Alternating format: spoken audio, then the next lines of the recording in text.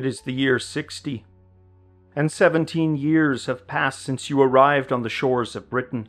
17 years that have seen you as a young man venture from your hometown of Salernum in Italy to the shores of Britain, where you have now spent your whole adult life. In the many months after returning from the events in the lands of the Silures, you were promoted to first centurion of the 3rd cohort. And while you kept in touch with your prior contubernium, you were now expected to associate with the other 5 centurions in your cohort. Usually such a promotion to centurion would mean transfer to a legion depleted via attrition, but your legion had gone through the very same at the hands of the Silures. Home had been for so long but a distant memory, rarely ever dreamed of without a reminder which came in the form of a whisper here or a smell there, or a taste. Garum, which your family had for generations made and sold, had found its way to these shores in the last few years, and your first bite of food coated in it brought to clarity what had been the clouded memory of your family, of your former home. There was both mourning and bitterness in the weeks and months following the death of Justus. Mourning for the loss of your comrades at the hands of the Silures, but also for Justus, your centurion. The bitterness, though, stemmed from Justus's revelation that the 2 other legions were to have assisted you, but did not. While it appeared the reasons were maybe legitimate, the feelings in the Legio were mixed, with most viewing it as a betrayal. The great wheel of time waits for no one, and as the months turned into years, more of Britain was brought under Roman control. As much as many of you had wanted to return to the territory of the Silures for revenge, it would be Legio 20 Valeria Victrix that would receive the task, pushing the tribe further into their territory. There they would build 2 legionary forts in the Silures territory rather than 1 fort, as rebellion seemed to constantly be festering. Perhaps you felt you were better off without those troubles. Your Legio II Augusta had left your old fort to build a new one in the far southwest of Britain. The fort was named Isca Dumno Niorum, or Water Town of the Dumnoni, the tribe that inhabited these lands. As was typical of the other forts, a town began to grow near yours. There were some minor engagements, but most of your work had been of a civil nature and improving the infrastructure not just of the town, but of your fortress. It had started as a field camp, but was now a bit more structured. There had been talk of this fort not being a permanent one, but to date, no more had been mentioned on that subject. Many men had even formed relationships with the local Brittonic women. Children were of course born out of some of these unions. This wasn't unusual. While you men were forbidden to marry, this didn't stop many from doing everything but marriage. Such children were technically illegitimate, and the terms for such children was origo castris, or born in the camp. They would have no rights to their father's inheritance under Roman law.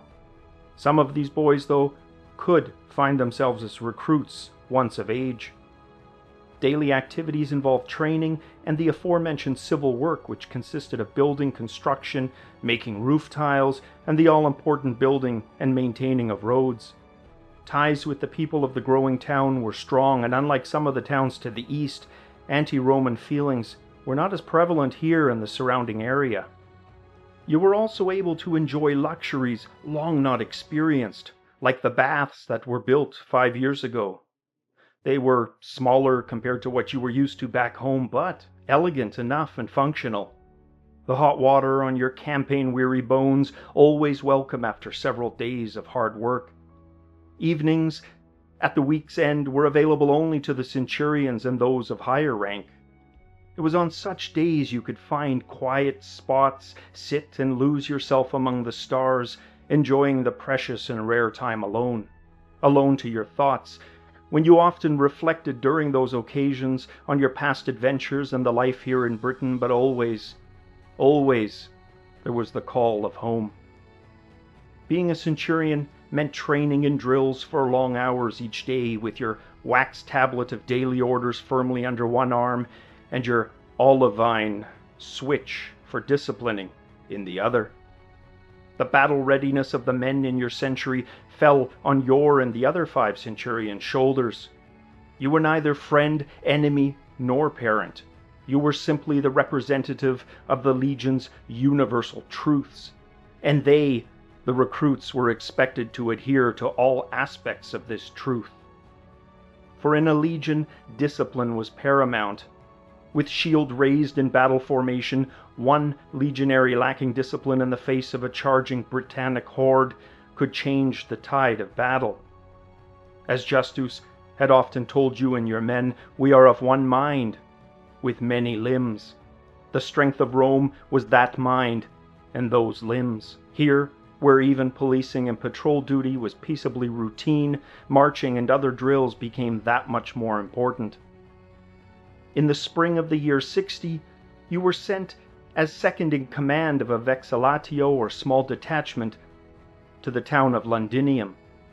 A messenger from Londinium had come with word that the Iceni tribe had refused to pay tributes and attacked Camalodunum, but there was no word to what extent or if they were even successful. Your task was to contact the procurator Catus Decianus to ascertain the situation and report back to your Praefectus Castorum. The journey to Londinium done at an accelerated pace, but things would begin to change rapidly upon your arrival. The governor, Suetonius Paulinus, had been hailed from his campaign up in the far northwest of Wales, a place called Mona, where he was completing the eradication of the Druidic scourge. The Druids, who in their sacred groves drenched red with blood made human sacrifices. They had fled the Roman advance and on the island of Mona, separated but by a small body of water, would make their final stand. Or they would have, had Suetonius not been summoned back south. He and his escort had traveled even quicker, arriving the morning of the afternoon upon which you arrived. Londinium was restless and fear hung everywhere. Suetonius gathered you and the other centurions at the temple for a war council immediately upon word of your arrival. Normally, it would only be the primus pilus centurion and tribunes legati who would take part in such a war council, but there were none present, and you centurions were needed to get the word back for additional reinforcements. Suetonius placed both arms to either side of a large wax tablet laid out upon the large rectangular granite of the main altar of the temple, and spoke. The Iceni Bertunculi filth have raised the banner of the old king's wife, Boudica. The Trinovantes have rallied to her banner as well, and combined they've attacked Camalodunum and razed it to the ground. Our glorious veterans and a vexillatio of Legio 9, all massacred. And the handful of survivors that managed to escape the slaughter, they've told us they've turned their gaze towards Londinium. I'd contemplated making a stand here, but we don't have the men or the time to prepare adequately. So I've ordered the populace out of the town, and many are leaving, but there are those who steadfastly refuse to leave. We must prevent this Boudicca from any plans she has beyond Londinium for the rest of Britain's sake. I have my legions from the campaign grounds in the north en route under the command of Agricola. You hesitate briefly before mustering the courage to speak up. You relayed the events against the Silures and backed the urging of the other centurions that the best course of action was to meet the rebels upon an open field that played to your strengths, to Rome's strengths. Suetonius conferred with one of his advisors before addressing you again. We agree. That was our position given our experience these last campaigns as well. We know the best place for such a battle. We will leave to meet up with our legions in the northwest. Suetonius looked at you. We need the rest of Augusta too to head north and meet with us, so we shall send some of you back. The rest will accompany us. One of the centurions asked about the fate of the population remaining behind. Suetonius replied, "They'll be left to their fate. I will not force anyone to leave, but if they believe their kin will spare them, surely they are mistaken." You all received word from Camalodunum later that afternoon. Statues of the gods were toppled, the populace tortured and indiscriminately slaughtered. Any building that was standing was put to fire so intense that the survivors checking back could see its glow for miles. It was decided that the fastest riders would return to Legio II's fort to summon aid. You and the rest of your few hundred men would accompany Suetonius northwest for the battle to come. You all rode fast and steady, breaking only for brief respites of food but the shortest of rests. You contemplated what was to come.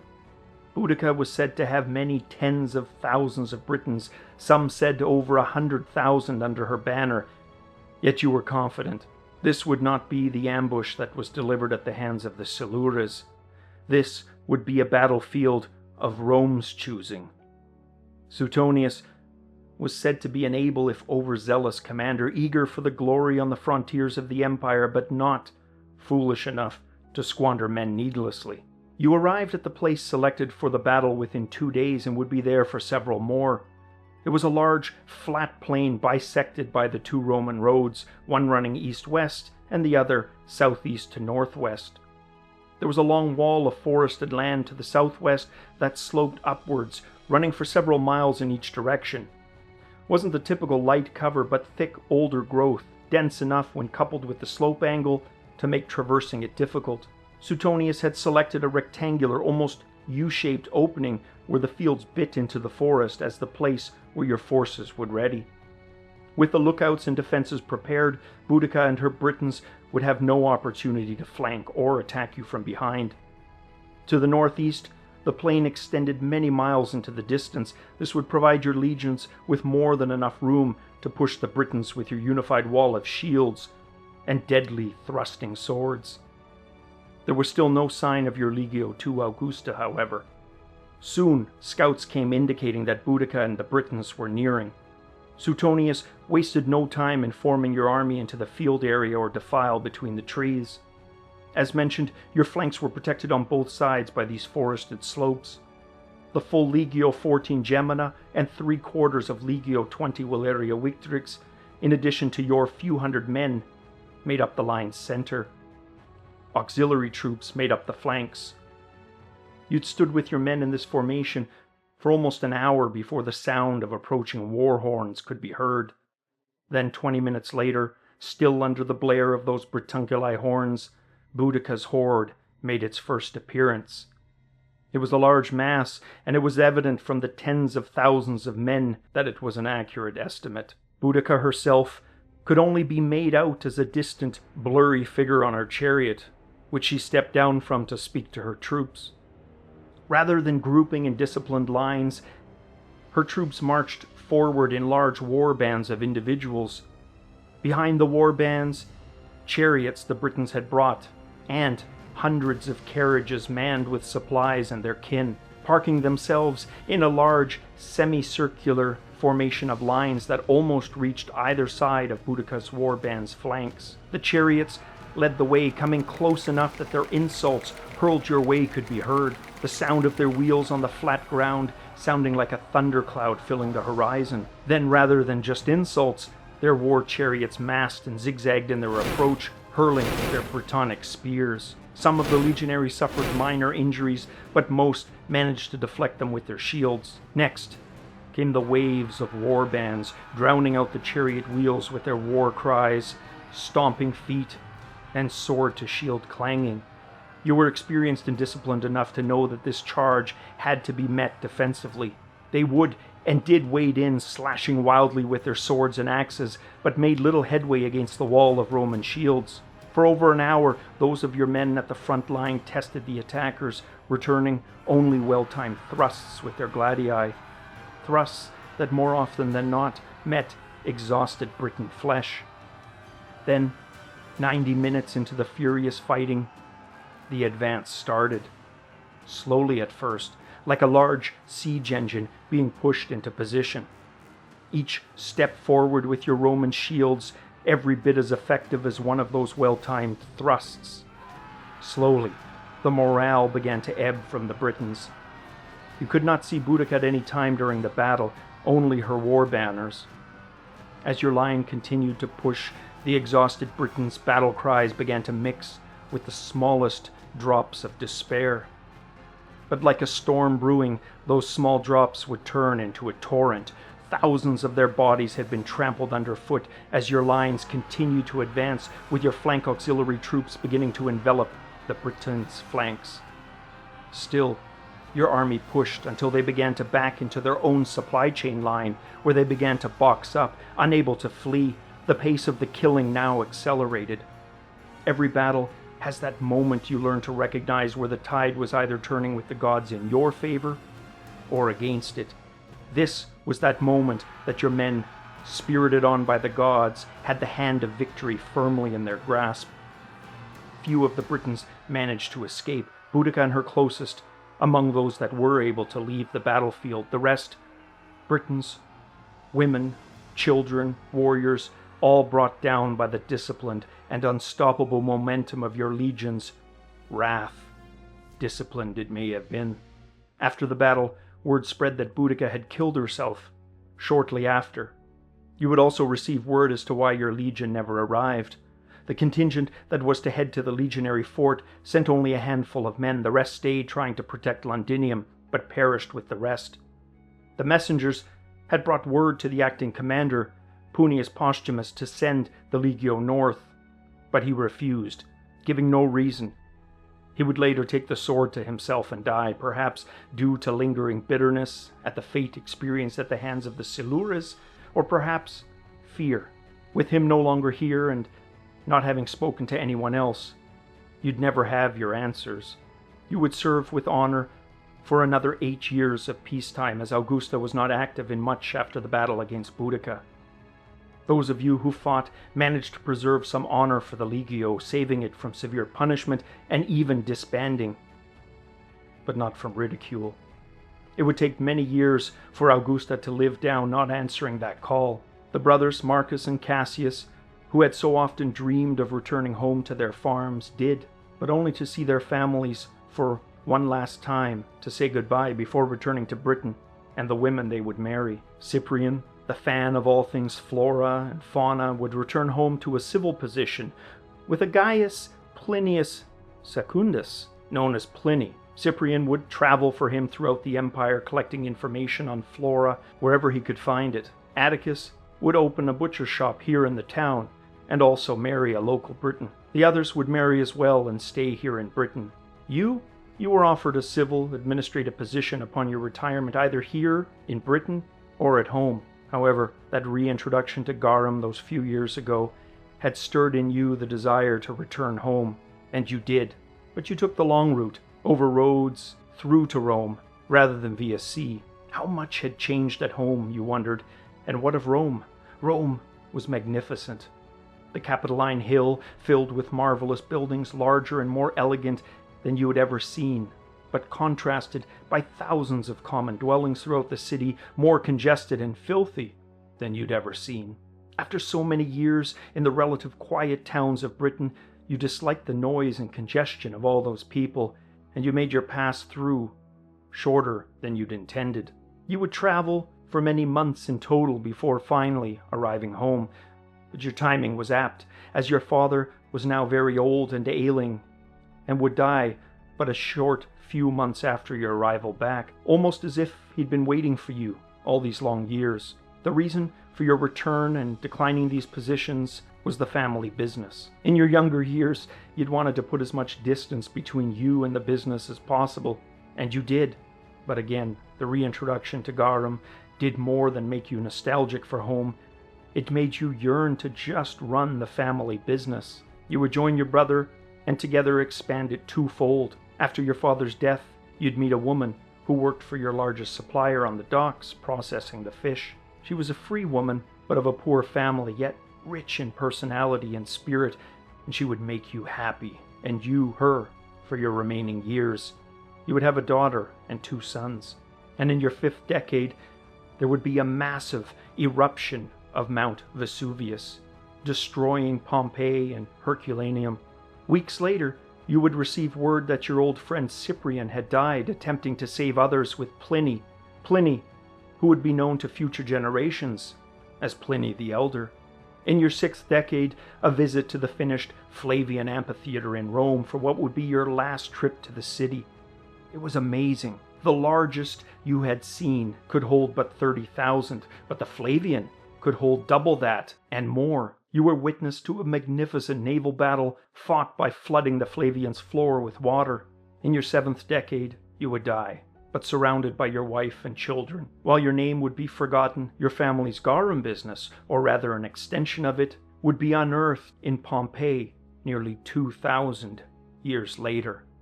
And this concludes your life as a Roman legionary series. I want to thank you for watching. If you enjoyed this video in the series, please hit that like button and let me know in the comments below what your thoughts were of the series. I'd love to hear it. As always, cheers